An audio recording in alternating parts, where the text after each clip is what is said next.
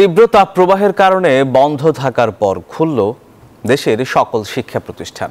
সকাল থেকেই মাধ্যমিক স্কুল, কলেজ, মাদ্রাসা ও কারিগরি শিক্ষা প্রতিষ্ঠানে পাঠদান কার্যক্রম শুরু হয়েছে। তবে বন্ধ রয়েছে প্রাক প্রাথমিক।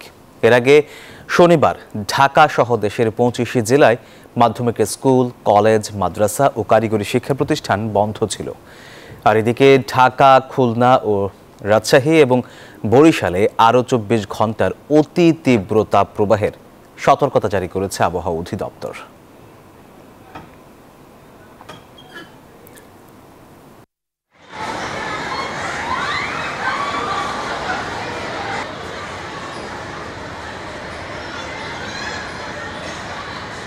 হ্যাঁ, 2টা যাবে, 7টা যাবে, রাতেও দেখতে পারবে।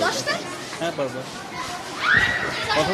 রবিবার ক্লাস হয়েছিল, পরে আবার তীব্র গরমের কারণে বন্ধ করে দেওয়া হয়েছে। তো আজকে আবার আমাদের ক্লাসটা ভালোই হয়েছে, কারণ আজকে একটু গরমটা কম রয়েছে। বাসায় আমরা যে পড়াগুলো আমাদের পিছনের পড়াগুলো ছিল সেগুলো বসে বসে রিভিশন দিয়েছি, তো আমার কাছে মনে হয় না যে অতটা ক্ষতি হয়েছে। খুব ভালো লাগছে, আবার বন্ধুদের সঙ্গে দেখা করতে পারছি এবং টিচারদের সঙ্গে দেখা করতে পেরে খুব ভালো লাগছে।